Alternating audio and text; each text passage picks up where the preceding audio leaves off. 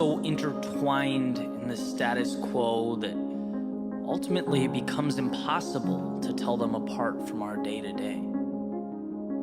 That is impossible until things change. Because as it turns out, that thing we call life, it has a say. There's a saying, you never really know what you have until it's gone. And sometimes it takes the most abrasive of reminders, the harshest of times, to help us recapture that perspective, to lift us up and show us what we had previously failed to see. And while our darkest moments test our strength, they push our boundaries, even transform our reality, they can also be the bridge that leads us exactly where we need to be. They remind us that sometimes it's not about how we spend our time, but who we spend it with. That quiet brings clarity, and the world can spin so fast that we forget to think about our place within it. It reminds us how humanity is bigger than the sum of its parts, and it takes just as much energy to build up as it does to tear down. It reminds us that no matter where we live, what we speak, or who we pray to, we're not so different after all. It reminds us that there is so much more good in this world than evil, so much more love than hate, and so much promise for tomorrow.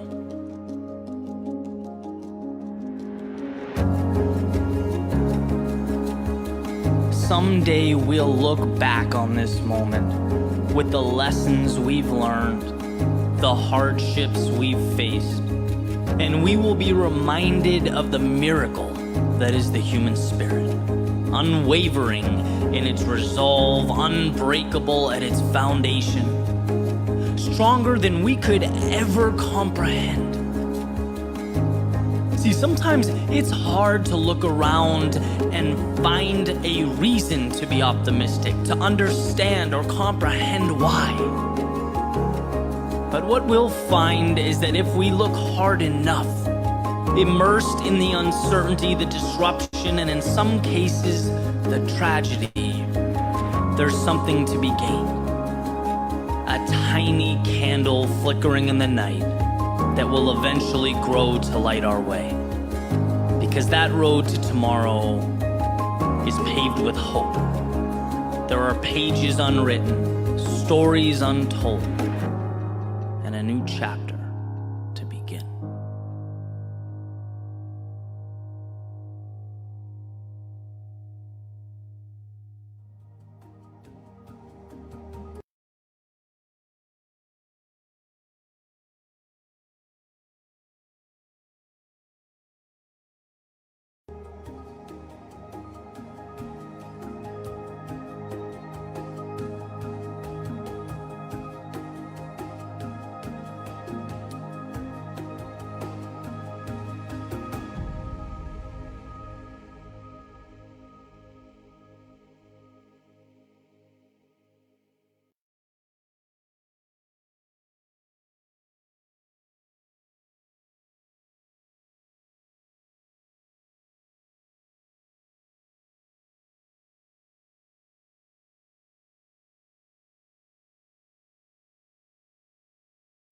Hello, everyone.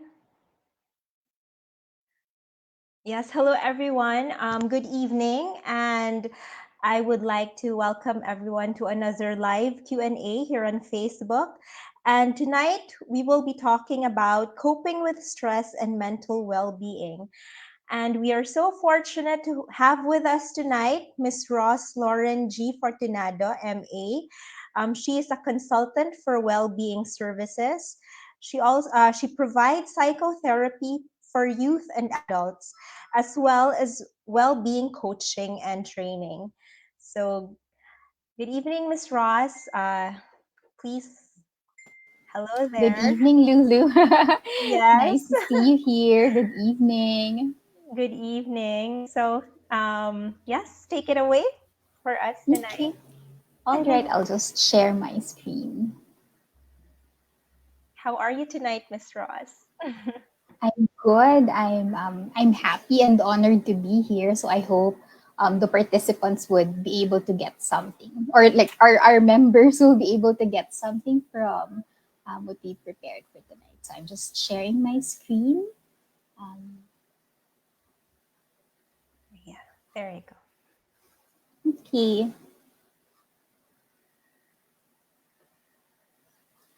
So good evening, everyone.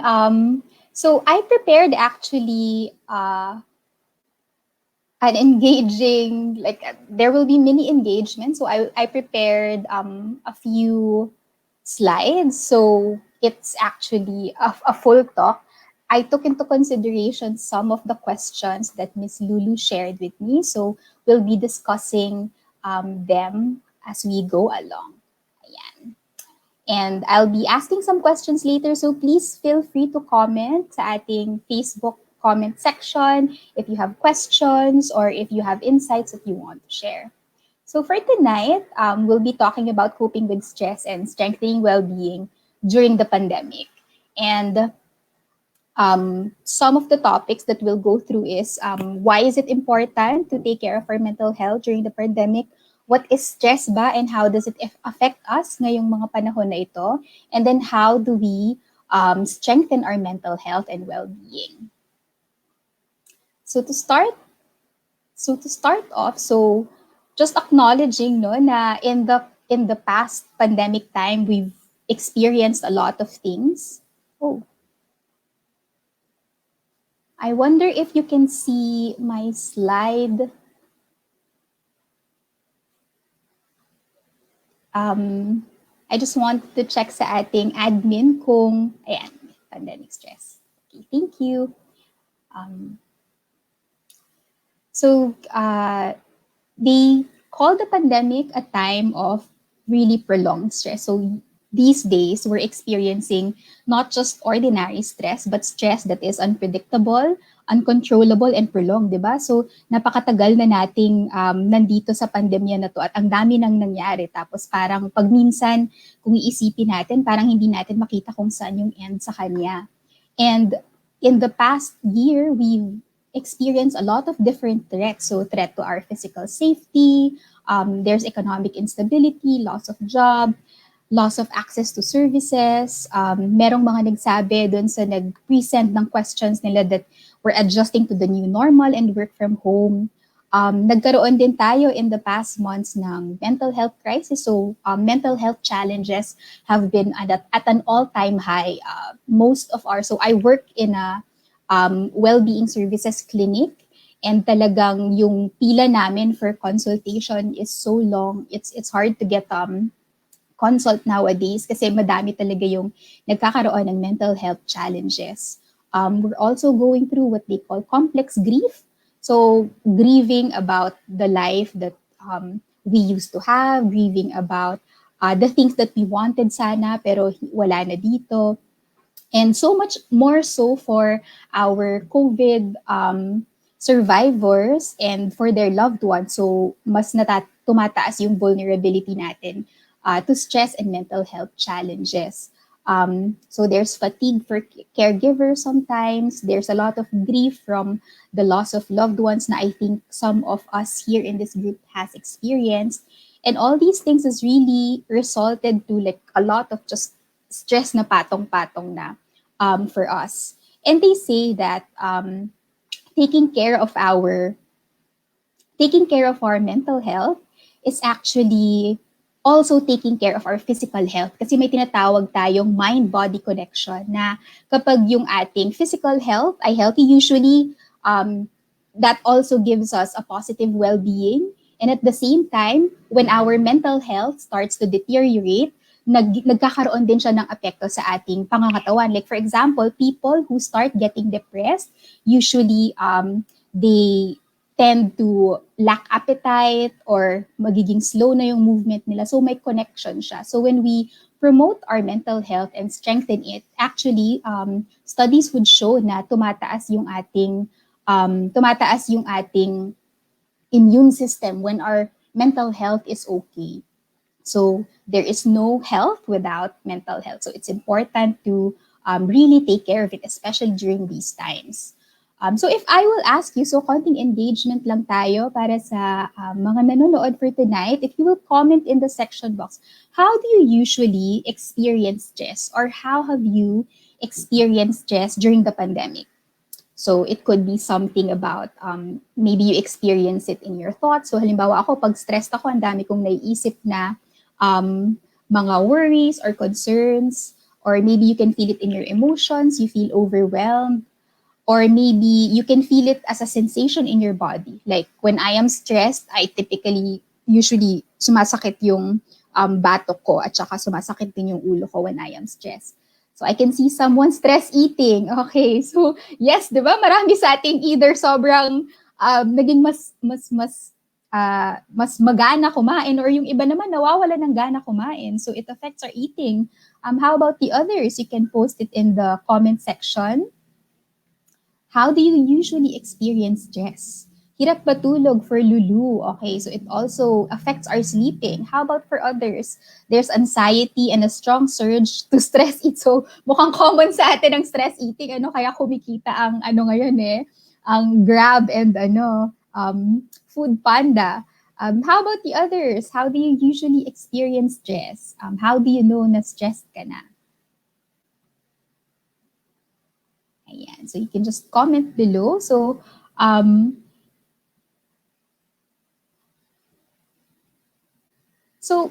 when we say stress, is it good or is it bad? What do you think? Is stress good or is stress bad? So thinking time. So stress, when we talk about stress is actually neither good nor bad. And so may nagsabi sa Facebook, stress is bad, it's negative. For Lulu, she says that it's good, but not when it's chronic. So yes, so stress actually is something that's normal. So it's any type of change that can cause physical, emotional, or psychological strain to us. And it's usually our body's response to something that requires attention or something that threatens us. So stress is actually a part of life. And in healthy levels, it can help us grow and do well. So kapag nasa-stress tayo, yun yung parang siyang traffic light ng katawan natin. When we feel stress, it means that our body senses danger. And so meron siyang purpose why we get stressed, because it helps us survive. And when it is in normal level, so kapag saktong stress lang yung nararamdaman natin, it actually can help us perform our jobs and do well. Ayan. I think nagkakaroon lang ng delay ng konti sa slide. Wait a moment. Ayan. So, whenever we have, kapag sakto lang yung stress, di ba? Kapag halimbawa, masistress ako na mahawa ng COVID outside. So that makes me wear my mask when I go outside, or limits my movement. So stress in that sense is actually helpful for my survival and for my safety. Or kapag halimbawa, meron tayong saktong stress sa deadline natin at work. So it helps us focus and perform. On the other hand, when it's too much, nagiging distress na siya. So yung saktong stress lang, we call it eustress. So saktong stress, which is a good stress.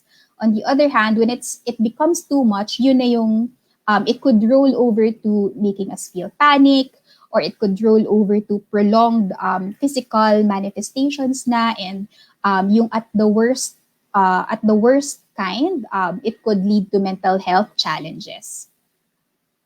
And so stress actually is as mentioned earlier, it's our body's response to danger, and it helps us survive. And studies have shown na typically daw, ang mga tao, meron tayong tatlong kind of stress responses. So ito yung fight, flight, or freeze. Ano kaya ang type of stress response yung meron kayo. So, when we fight, so kapag na-stress ka, fight, yan yung kapag may danger, lalabanan mo siya. So, halimbawa, may nakita kang leon, so lalabanan mo siya. And you'll do everything in your power to be able to defeat whatever is stressing you. On the other hand, flight is when you run away. So when you see danger, nakakita ka ng leon, tatakbuhan mo siya. So that's our flight response. And then the freeze response, ito, so someone posted on Facebook, freeze can't do anything, correct. So very good. So when we're in the freeze response, hindi ka makatakbo, hindi ka rin makalaban. So you're just frozen, you're just transfixed. And actually, a freeze response means sobrang overwhelmed na yung system natin na hindi na tayo makamove. So, in olden times, our fight, flight, or freeze stress responses usually help to save us from danger. Nowadays, wala na, hindi na tayo leon, hindi na tayo nakakakita ng leon from day to day. Pero our fight, flight, or freeze response have transformed in different ways. So, ito yung mga modern ways of our fight, flight, or freeze response. So if I will ask you, which among those boxes do you usually experience when you are stressed? Do you experience A, so irritability, anger, frustration, you burst out, nagkakaroon ka ng napapaaway ka pag stressed out ka, lashing out, being aggressive, or B, parang you feel anxious, you panic, sobrang takot ka, or you run away or procrastinate. You don't do, you try not to do what you're supposed to do. So, ikaw ba ay A, B, or C, you feel overwhelmed, parang slow to move, yung parang gising ka pero parang pagod ka pa rin, tapos parang gusto mo na lang talagang matulog the whole day. Ayaw mo nang bumangon. Gusto mo na lang mag-shutdown. Tapos kahit na, halimbawa, yung nag-work ka, tapos tinatry mong isipin kung ano yung gagawin, pero parang may nakabara sa ating cognitive processing, sa ating brain. Can't focus, takes longer than usual to finish tasks, or you're starting to feel hopeless and in a depressing mood. So, which do you usually experience when you are stressed? So ako, I'm a combination of B and C. Ayan. How about for you? Which do you usually experience? Is it A, B, or C? And that tells you what is your usual stress response. So, yung fight response natin, it engages, ito yung mga tao na kapag sila ay, ito yung mga letter A, yan yung mga fighter, yan ang kanilang stress response. Flight is actually B, and freeze is C. So, having a freeze response in a stressful situation that is uncontrollable, unpredictable, and prolonged like the pandemic is actually a very normal response. Kaya marami sa atin yung nahihirapan mag-adjust sa work from home, marami sa atin yung parang kahit wala namang masyadong nangyayari sa bahay, pero you still feel overwhelmed. It's because the current situation is really not very helpful. It makes us feel unsafe and disconnected. So having a freeze response usually means na sobra-sobra na yung overwhelm natin, na parang medyo na-load up na yung system natin. And when it crosses the threshold of severe distress, yung freeze response natin or yung fight-flight freeze response natin, kapag dumating na sa point na we start withdrawing from other people, biglang nagkaroon ng sudden changes sa appetite natin na bigla tayong namayat or hindi na tayo makakain, hindi na tayo makatulog, so sleep problems, substance abuse or naging sobrang dami na yung intake ng alcohol natin na hindi na tayo makatulog without alcohol, feeling excessively guilty or worthless for most of the time, nagkakaroon na tayo ng emotional outburst, always feeling low energy, or even yung pinaka-extreme nito, if we're starting to think about suicidal ideation, ito yung mga indication natin na talagang very severe na yung stress response natin. And in fact, if you feel that you're going through most of these things, or if you feel that a loved one is exhibiting these signs, it may mean that either you or your loved one may need extra special help na. So may need extra care from someone who could provide more specialized support. So some of the things that we can do, um, I can I can share this with Lulu later, so pwedeng ma-post sa ano nyo sa inyong group. So these are some resources that we can access whenever we feel like sobrang nagsusurge capacity na yung ating stress level. So www.katatagan.org, you can find here a list of psychosocial service providers. Ang katatagan.org ay nagpo-provide din ng free resilience classes. Meron lang silang season, you just have to sign up. If you want to help yourself manage yung mga anxieties, at saka kung naghahanap kayo ng mga centers na you can explore to get professional help. So just go there. Meron din silang mga free videos, ayan. And then, if ever naman, for those of us who are having loved ones na nagkakaroon na talaga ng either suicidal ideation or suicide attempt or are struggling with these extreme distresses, you can call crisis line. So meron tayong mga itong In Touch. So the numbers here for In Touch crisis line, it's 24/7. You can call, it's totally anonymous, so they won't be able to track who you are, and hindi sila kumukuha ng data, and you can just talk to them. So if nahihiya kayong mag-share pa with relatives or friends, so In Touch, that's their number. You can also get in touch with Ugat Sandaline. So I used to be a crisis counselor here. So pwedeng chat or call. And also NCMH. Ayan. Tapos meron pa kayo makikita sa katatagan na iba pang mga links to psychosocial support providers.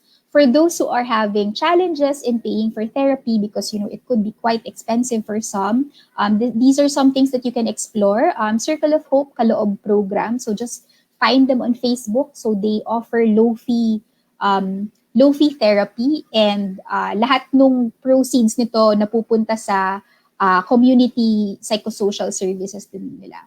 Ugat Foundation and UP PsychServe. So just go to their Facebook groups. Usually they would post there kapag mag-open na sila ulit nung low-fee therapy services. Kailangan lang mag-sign up for it. Ayan. So if you and your loved one is experiencing extreme distress, so wag po tayong mahiya. Part ng ating self-care yung getting the help that we need. Ayan. So I will just take a pause. Puro stress yung pinag-usapan natin. And then I just wanted to ask, how about for you? So, in the past month or in the past year, what has helped you cope or manage your stressors? So before we talk about ano yung mga tips natin to help us manage our stressors. So you can just type your comments in the here in our Facebook Live. So what has helped you? Sherwin, exercise kahit hindi halata. bakit may panghuhusga, Sherwin? Kahit hindi halata. So yes, for me also, that has really I used to exercise less before, but in the pandemic, I would do at least 30-minute na walk at the end of the day. So that helps me decompress, and that helps me channel negative energy. From Lulu, so social support, talking to my sister or friends. So how about for the others? What has helped you in your management of stress? Ayan, you can just type it or just think about it or maybe list them down in your head, because that will be helpful for us as we navigate yung mga tips natin. So there are many tips on how to strengthen our well-being, but for tonight, we'll be arranging them according to something that was recommended by a Filipino scientist or a Filipino psychologist. So these are steps that they found help build the Filipino resilience. So ito yung ating kalakasan or finding and cultivating strength, focusing on strengthening our katawan or managing our physical reaction, kalooban or managing our thoughts and feelings, kalutasan and kaagapay, so seeking solutions and social support, kapaki-pakinabang na gawain, doing positive actions, and kinabukasan, moving forward. So we'll tackle them one by one. So for kalakasan, usually whenever we feel very, very stressed, meron tayong tinatawag na negative bias. And most of the time, we only see what's going wrong, which is really how the brain is wired. So when we are in danger, kadalasan, nagsascan ng ating brain for danger. So the tendency is we just see all the things that are wrong or things that we're not doing right. So it helps to remember what are the things that have helped me cope so far. So halimbawa, when we're going through a tough situation, sometimes it's helpful to take a pause and ask ourselves, okay, ano ba yung mahirap na napagdaanan ko na dati? Alam kong marami na akong pinagdaanan in my life. So ito, isa lang to sa mga pagdadaanan ko pa.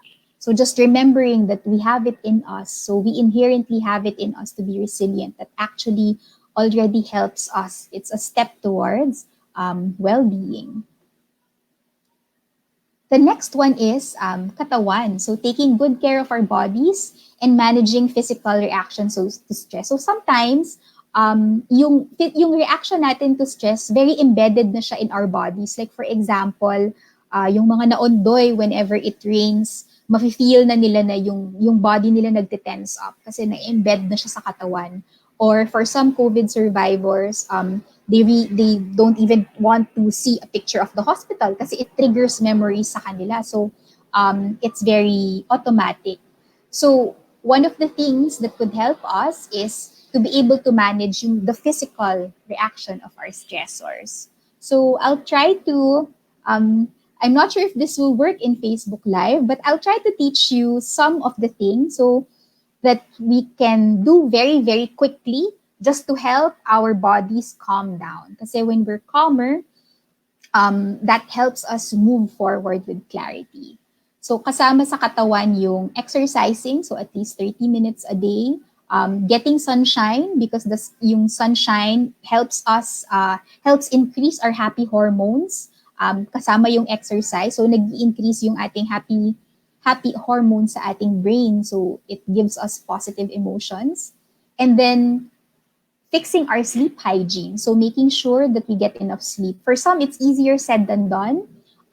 Para dun sa mga, for example, for people who part ng depressive symptoms would be getting really, really bad sleep. Sometimes some would need medication na to help them go to sleep. Kasi the lesser the quality of our sleep, the more vulnerable we are to stress and mental health challenges. So very, very important talaga siya. So I'll just teach you these two things. Yung one is yung 4-7-8 breathing. So it's a quick pause that we can do to help us de-escalate. So I'll just demonstrate it to you. So I'm not sure kung nasaan man kayo ngayon, so you can follow me as I go. So just find a comfortable position. So what we'll do is we will try to breathe in, inhale for 4 counts, and then we'll try to hold our breath ng 5 to 7 counts, and then we'll try to breathe out slowly ng 8 counts. For those na medyo hindi kayo comfortable focusing on your breathing, okay lang if hindi nyo siya itry kasi baka mas trigger pa siya ng panic for some dun sa mga hirap sa kanilang breathing. But for those who can do it, so this is something that you can try. We'll try it together for those who are able. So you just find a comfortable position. Put your feet flat on the floor. And you can put your hand over your lap. And then just helping yourself relax with your body, with your back straight but not stiff, but just relaxed. And then when you're ready, you can just focus your attention to notice your breath. So just noticing the air flowing inside your nose and out. You can opt to close your eyes, or kung hindi kayo comfortable na isara yung inyong mata, you can gaze softly on the floor. And then try to notice your breath. Noticing the air going inside your nostrils and out. And now we will try to inhale in 4 counts. So inhaling, 1, 2, 3, 4, and then hold 6, 7, 8, 9, 10, 11, 12, 13, and then breathing out in 8 counts. 4, 3, 2, 1. So one more inhale in 4. Hold.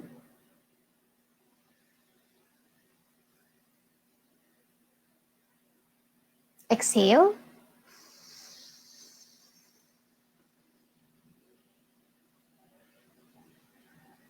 Again, inhale 4.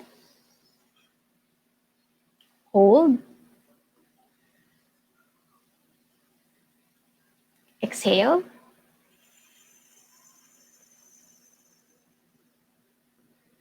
And you can try to do it on your own. One more cycle.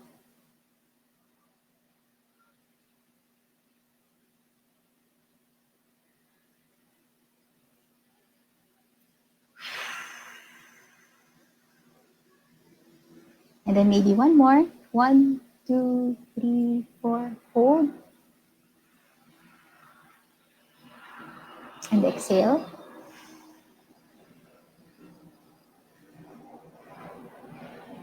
Okay. Dun sa mga nag-try, kung may nag-try man, so how was that for you? You can just type in the comment section how that was for you. So usually, so itong 4, 7, 8 breathing, or pwede siyang magkaroon ng variation, pwedeng 4, 5, 8. What's important is we prolong our out breath. So nakakatulong siya to help us calm down dahil minimimic niya yung ating body when it's in a state of rest. So for Lulu daw, she does this every morning. It gives her more focus. So try it for 2 minutes. Or maybe even 5, and if you can bear it, especially for those who are having panic attacks. This is actually very helpful, just regulating the breath. Another very quick way to help you manage the stress of the moment, or if you feel very overwhelmed, is called yung 5 senses grounding exercise. So we'll try to do that now. So again, find a comfortable position. Wherever you are, maybe in your seat or kung nasan man kayo ngayon. So find a comfortable position and try to take a deep breath in and out. And then trying to just focus your attention and noticing our breath again. So noticing the air filling in our nose and out. And then focusing our attention to our sense of sight, looking at the room where you are. So in your head, name 5 things you see that are white. So 5 white things that you can see in your room right now or in your surroundings.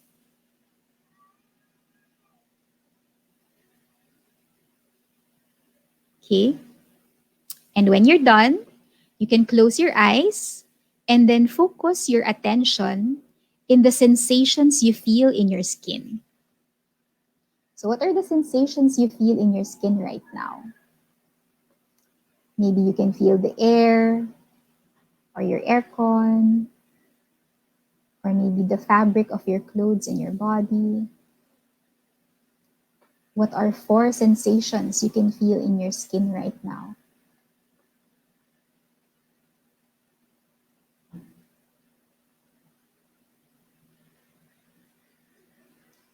And when you're done, you can shift the focus of your attention to what you're hearing. What are 3 sounds that you can hear in your ears right now? What are 3 sounds you can hear?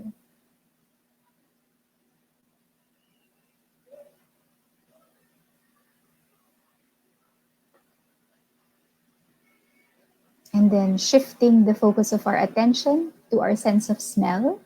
What are 2 things that you can smell right now?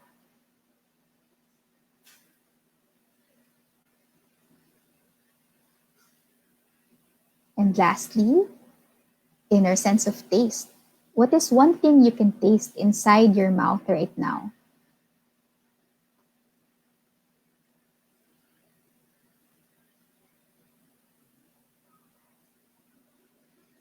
Okay? And when you're done, you can just shift your focus back to your breath as you breathe in, and then breathing out slowly, and then going back um, to our Facebook Live there. So, how was that for you? So, that's called grounding. It's a grounding exercise. So, it's helping us focus our attention in our five senses, one at a time. So, it's actually a way for our bodies to help focus yung ating, di ba usually when we get stressed, our minds go from here to there, or parang our feelings are racing. So, helping us shift our attention from our thoughts and feelings papunta sa ating body sensations in a very, very sensate way that helps us to detach from the anxiety and the stresses, even for just a while. And sometimes, yung small pause na yon to detach, that already helps a lot. So these are quick things that you can do. So for others, so no smell and taste, I'm sorry para dun sa no smell and taste sa atin, no? Um, something that we can do aside from these. So meron tayong mga free na mga apps, you can try this. So maraming types of meditation that can help you. So there's Insight Timer, and then there's Headspace. If you want to know more about meditation, at I think nasa Netflix siya ngayon. So hindi naman ako nagpa-plug, pero just in case you want to learn more about it. So this is something that we can do to help manage our physical reactions to stress. Ayan.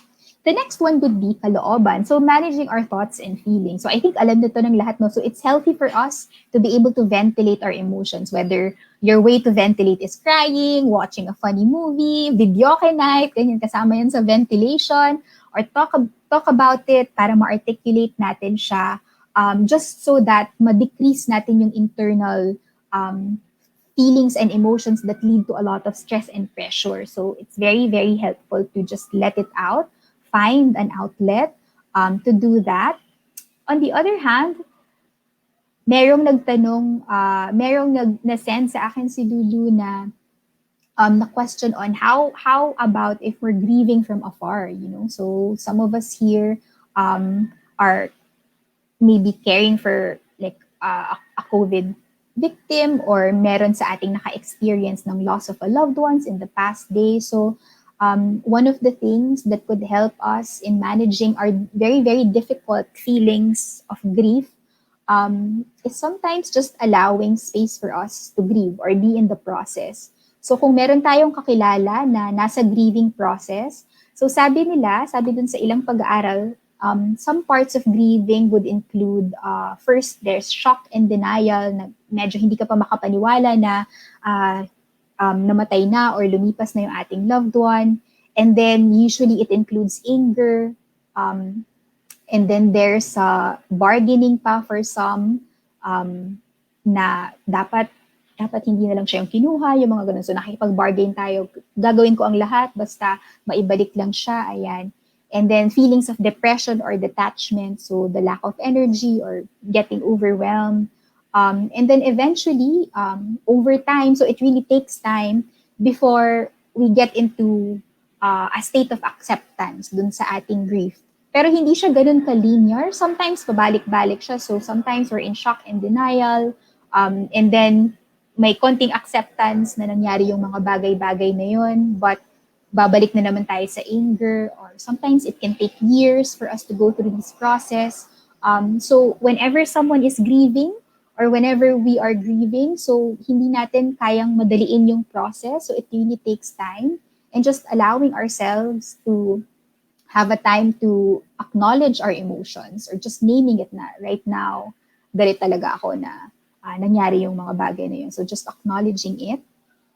For some, what helps them process their grief would be having rituals of remembering. So I have a group of friends na every year during the death anniversary of a close friend of ours, so we would organize for celebration of the life of our friend. Na parang what are the things that we celebrate? So it becomes a ritual of remembering for the loved one who passed on. For others, sabi nila what could help daw is remembering for ourselves, in what way does the life of this person continue to live in me? So for example, ako, I have a tita who died because of cancer, and she's one of my favorite tita. And whenever I remember her, or I remember her in pain, so I just ask myself, so in what way has she made me a better person? So I would remember na she's a very service-oriented person, and I think she has really influenced me in that sense. And so whenever I remember her, I remember how her spirit of service continues to live in me.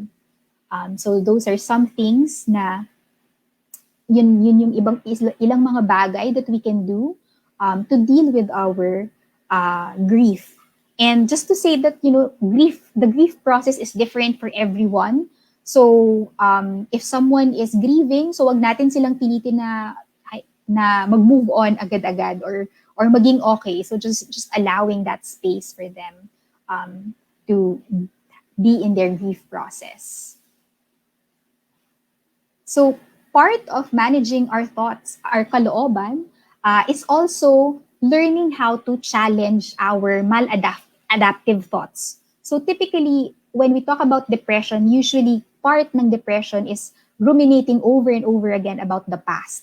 Or when we talk about anxiety, it's usually thinking over and over again, what are the dangers of the future? So all these thoughts lead to distressful emotions that eventually lead to particular behavior. So our thoughts are very powerful. Like for example, yung tatay ko nung nagkaroon na ng call for COVID vaccination for senior citizen. So yung una niyang thought, yung assumption niya was that delikado ang vaccine, hindi ako magpapa-vaccine. And it produced a lot of anxious emotions in him. And yung naging behavior niya was to not get vaccinated.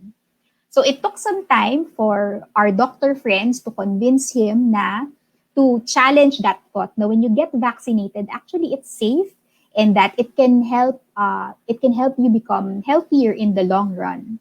So nung nag-change na yung thought ng tatay ko about that particular situation of vaccination, yung emotion niya was more relief and more readiness to get vaccinated. And then yung behavior niya is getting vaccinated. So it's very powerful what assumptions we hold about the situations we're in. Kasi sometimes our thoughts could be maladaptive. Ano ba yung tinatawag nating maladaptive thoughts? When our thoughts is highly rigid and then highly negative and then wala siyang masyadong evidence to back it up, that's when we can say that maybe this thought is not helping me, or maybe this thought is actually is actually worse for my well-being. So, for example, for those who are severely depressed, so there's a lot of feelings of worthlessness and uselessness na lagi nila yung naiisip, and they can't help it. Sometimes it just really crops up. So I am useless, or I'm worthless, nobody loves me. Yan, very rigid thinking and very negatively focused. For some people who are having a lot of regrets about the past, everything is my fault, ako talaga yung may kasalanan ng lahat. Or for those who are super duper anxious, so thinking all the time na, okay, my family, may nagbanggit na yung family ko, magkaka-COVID sila anytime now.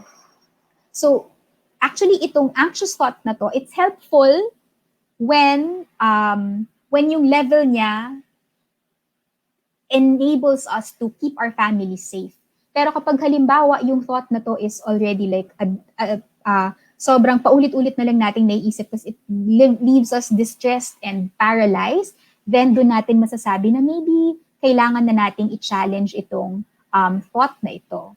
And the things we can do to help us challenge our thought is to ask ourselves. So kapag halimbawa we are finding ourselves na puro negative thinking pattern na lang yung ginagawa natin on the daily, we could take a pause and then we can ask ourselves, okay, so this is the worst case scenario. Ano kaya yung best case scenario? So just looking at ano ba yung ibang possibility. aside from this thought. Because sometimes when we think of things, we think that they are true. But sometimes, they may not be true actually, yung pinaniniwalaan nating thought. So katulad ng thought ng tatay ko na kapag nagpa-vaccine ako, mamamatay ako agad. Yun yung thought niya. And so we can also check for evidence. So itong thought na to, I am useless or worthless. What is the evidence I have for this? So I have a client na ito yung isa sa mga struggles niya. So iniisip niya talaga na worthless siya and useless siya. So I had to ask the client, so may nagsabi ba sa'yo na useless ka or worthless ka? So wala naman siyang naisip, or may nagawa ba ang family mo para mapa-feel sa'yo na worthless ka and useless ka? So tapos nag-isip siya, wala naman siyang naisip. And so you have to ask the question, so where is it coming from? And then she realized na, oh, actually I'm just thinking it. So mas iniisip niya. So that's something that we can do to help us manage our unhelpful thoughts. Ask ourselves, what is my evidence for this thinking? What are my evidence against this thinking? So for my client who thought that, actually, lagi siyang kinakamusta ng family niya and they're always saying na we are here to support you, etc., etc. So those are evidence against the thinking. And then, how can I find out if my thoughts are true? So sometimes, we need to ask someone, you know what, ito yung naisip ko. What do you think? In your perspective, how are you thinking about it? So that could be a way for us to help with unhelpful thoughts. So for example, dito sa tatlo na to, some scripts that we can change is, so dun sa mga super duper anxious or worried na my family will also contract COVID anytime now, it's helpful for us to shift our attention dun sa mga hindi natin makontrol to the things that we can control. So ano ba yung mga nagawa ko na? So okay, I have followed all the safety guidelines. Meron akong crisis plan kung sakasakaling may nangyaring ganito. Ano pa yung pwede kong gawin? So just shifting our thought from the constant rumination and worrying into more mas action-oriented, or which focuses on the things that we can control. That way, ma-enable tayo to act upon our plans rather than ma-paralyze tayo with the worry. So, dun lang naman nagiging masama yung worry kapag napaparalyze na tayo sa kanya. For those who feel they're useless or worthless, so just changing it into a compassionate script na I am good enough, and just telling yourself it's been a tough time, na it's really been a tough time the past year and you've done your best. Ayan. Same for someone who would think na everything is my fault. Ayan. So, talaga ba? So, everything, di ba? Maraming ibang factors na nangyayari. So, maybe a more helpful thought instead of this one is, I can't blame myself for everything. There were many factors that happened and I did what I could during that time. So, those are some of the things that we can do to help us manage our unhelpful thoughts and feelings. So this is something that you can also apply. Stop skills. If na-experience natin na hindi na tayo makaalis from the negative thinking pattern, or we feel ourselves getting overwhelmed at meron ka nang gustong gawin na, or like super angry or like super sad ka na. So this is something that you can do. So remind yourself to stop. So stop. Stop is stop whatever you're doing, take a step back, take a deep breath, and then observe, ano ba yung nararamdaman ko ngayon? Ano ba yung iniisip ko ngayon? Ano yung ginagawa ng mga tao? So just taking that pause and then proceed. So sometimes just taking a step back already helps us to calm down in a moment of distress. The next one is kalutasan and kaagapay. So I think maraming nag-mention na feeling very, very isolated, especially those who are going through COVID right now.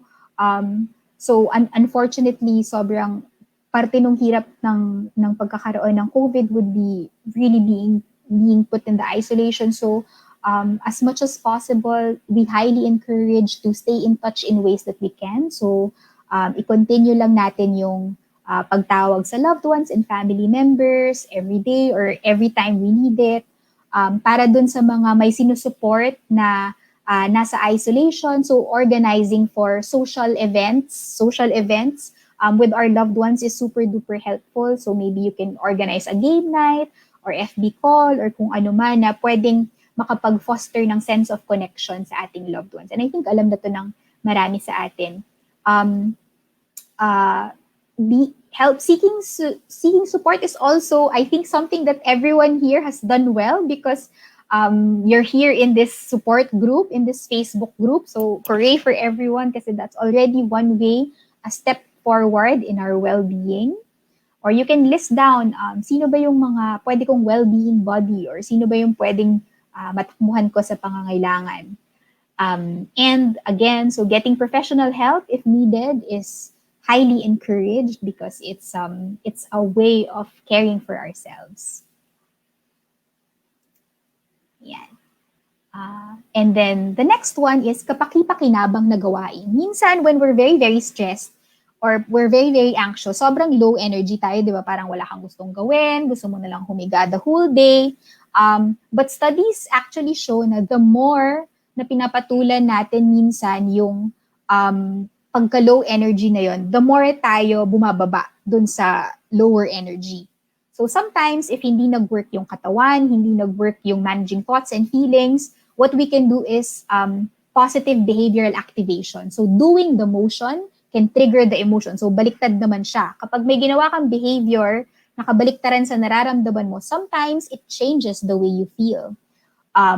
So this could be done by creating routines dun sa pang-araw-araw natin, because routines help us have a structure. So dun sa mga nagtatanong, paano ba mag-adjust sa work from home?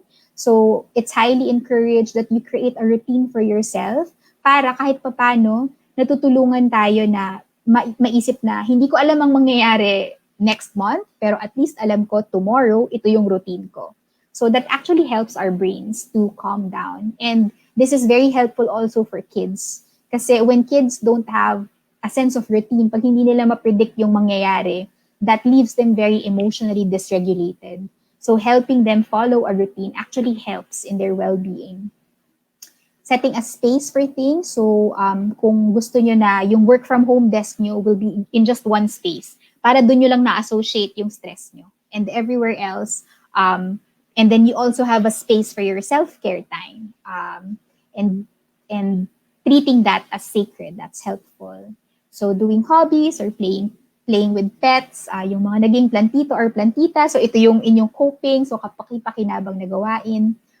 Providing self-care for yourself, and then helping other people actually is also a way for us to increase our well-being. So ano siya, two birds with one stone siya, nakatulong ka na sa iba, pero at the same time, you also feel good kasi you've done something that's very purposeful. So helping others is also something that helps us in promoting our positive well-being. I wonder sa ating mga nanonood ngayon, ano yung mga kapaki-pakinabang na gawain na you've been doing the past months that has helped you cope during the pandemic? So we encourage that you continue doing this or increase siya kung halimbawa sa tingin natin hindi na tayo nakakagawa ng mga ito.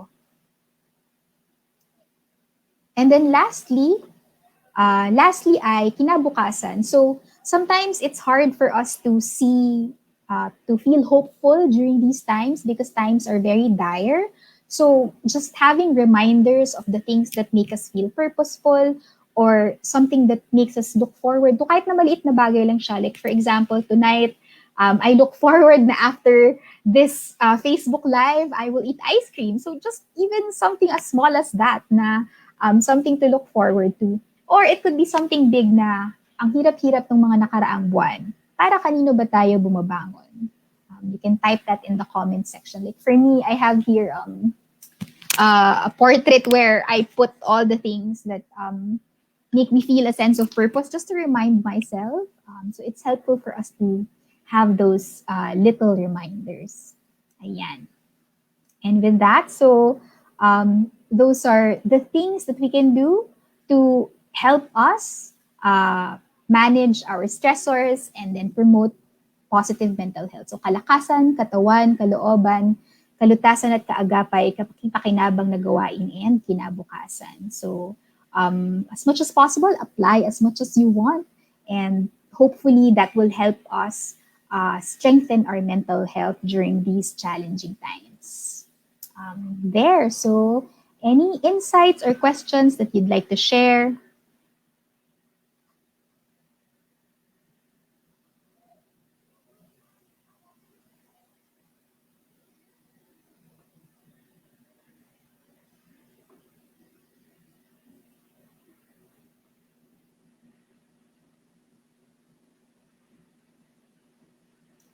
May nagtanong, so how long usually to be able to move on from stress?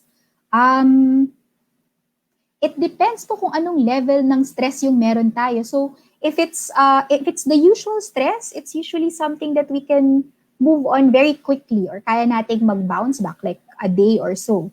Pero kung halimbawa nakaka-experience na tayo ng symptoms of burnout, or nakaka-experience na tayo ng symptoms of depression or anxiety, yung ganong kinds of extreme distress, it takes a while for us to be able to recover from them. So, but they are treatable. If like halimbawa, ano na talaga to, depressive signs of stress na ito, treatable siya.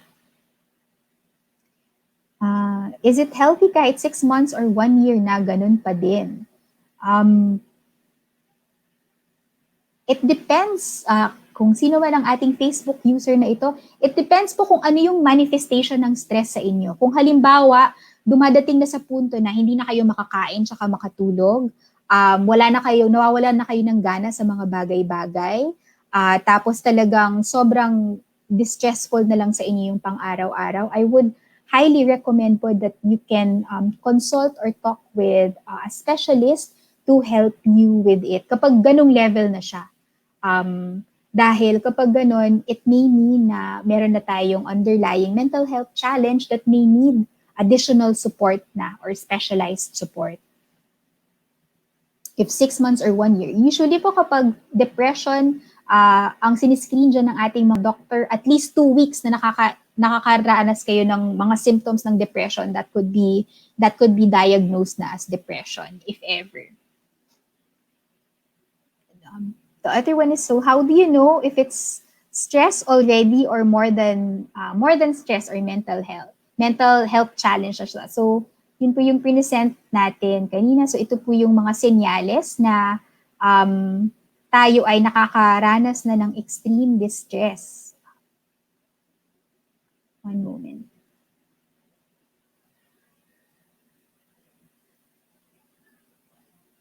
Again, so kapag po halimbawa physically nagkakaroon na tayo ng yung very physical na yung manifestation ng stress natin, yun nga, hindi ka makatulog, hindi ka rin makakain or sobrang kain ng kain, so extreme loss of weight.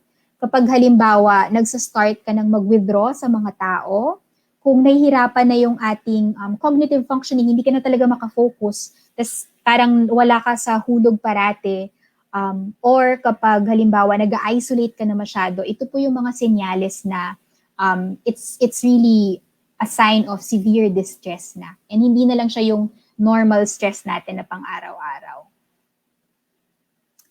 What is a better question than kamusta or how are you? So to encourage someone who may be emotionally stressed to open up. Oh, that's a great question, Lulu.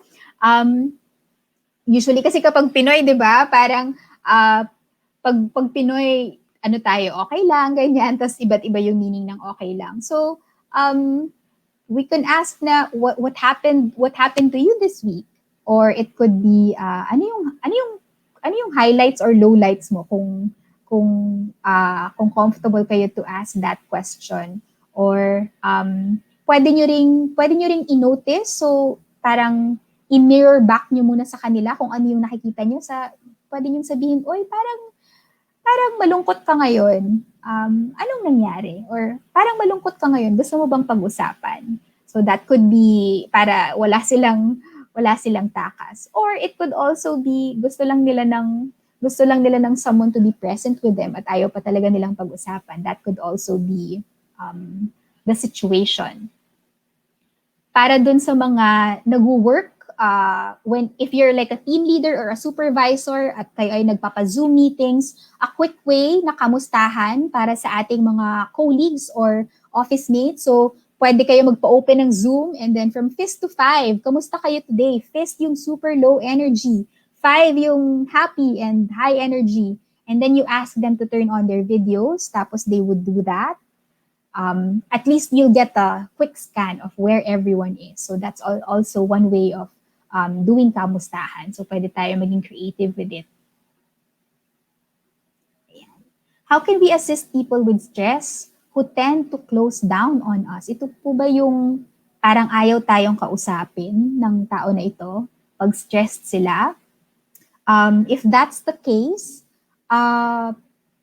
maybe hindi ready si person to talk about it at that point in time. So you can just say na kung meron ka man gustong pag-usapan or ayaw mo na siyang pag-usapan ngayon. So basta let me know lang kapag pag gusto mo na siyang pag-usapan, nandito lang ako. So that's something that parang just reassuring them. If they don't want to talk yet, just reassuring them that you're there whenever they're ready. Or kung ayaw kanilang kausapin talaga, pwede mo ding sabihin, gusto mo ba na may ibang makausap? So pwede din nating i-offer yon sa kanila. Or we could be more help-based about or proactive na, is there anything I can do to support you at this point in time? So those are 3 ways. So reassure them that you're still there, offer to maybe allow someone else to talk to them, or or pwede din tayo na asking them how can we support them at this time kung ayaw pa nilang mag-usap. Ayan. So any other questions? So someone said, I'm a long hauler. I am still experiencing different symptoms and my anxiety spikes up whenever I feel something new. At ang hirap, napapaisip ako na baka hindi na ako gumaling.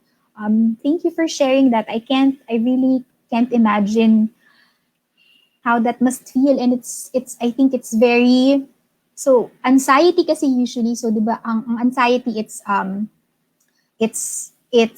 repetitive thinking about what could go wrong or parang things that will happen in the future. And nagkakaroon tayo ng anxiety to help us prepare for danger that is to come. Pero kapag halimbawa sumusobra na si anxiety, ito na yung nangyayari sa atin na parang hirap na rin tayo huminga, so parang seized by extreme fear. If ever na sobrang hirap na po kayo at yung mga coping nyo na ginagawa, hindi siya nakakatulong sa inyo in the long run, I would highly suggest for you to get a consult. So meron po tayong flash kanina na mga libreng consult para you can ask them ano yung recommendation nila. So these are free, yung mga crisis lines na to, pwede kayong mag-FAQ, magtanong sa kanila what to do with anxiety symptoms, or they could also refer you to someone who could help. Yun po. So nakakatulong po talaga siya. And then you can also talk about what you're feeling with a loved one, if nakakatulong siya to help you ventilate. For some people would need medication to manage their anxiety. So that's something that you can also consult sa isang mental health professional kung sakasakaling it's really getting to a point na nahihinder ka na niya from living your life in the way that you want to. So another one, so it's been 3 months since I tested positive until now, no smell and taste. Pero nagbago siya lately and ang awful ng smell and taste. Thank you for sharing that. I don't know how it must feel like na mawalan ng sense of smell and taste, and how difficult it must be to be where you are right now.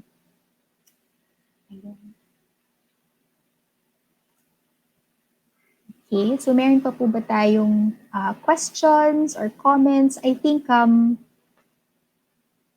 from the questions sent to me from before, siguro po dun sa nag-mention ng unemployment, I think isa yan din talaga sa mga pinakamahirap na challenges ng pandemic. And I would suggest po that you could, I think merong mga offices ngayon, government offices yung iba, na nag-o-offer ng linkages to to possible employment. So that could be something na we can explore. Tsaka may mga Facebook groups. I'm not sure if pwede yung ma-post nila, Lulu. May mga Facebook group where they post mga bagong mga possible opportunities for employment. Yun yung okay. Ayan. Anyone else? Any other questions or insights? I think that's everything, Lulu, no? Coping with rejection. Ako, ano kayang kwento nito? Coping with rejection. Mahirap po yan usually with coping with rejection. Ang pinaka-hope natin is to come to a point where there is acceptance kung wala na talaga tayong magawa at talagang na-reject na tayo. But before the acceptance, it's helpful po to talk out our feelings muna na parang, what does this mean for us? How are we feeling about it? Ayan. So I guess that's everything for our Q&A tonight. So I hope nakatulong po yung ating mga tips sa ating strengthening mental health and well-being. And Thank you wishing so everyone a much. restful night. Medyo napatagalog. Miss Ross. No, it was very informative and very helpful. Uh, para sa Miss Ross, where can they reach you if ever for everyone if they want to avail of personal one-on-one or coaching, where can they reach you? Oh, okay. I do psychotherapy actually. So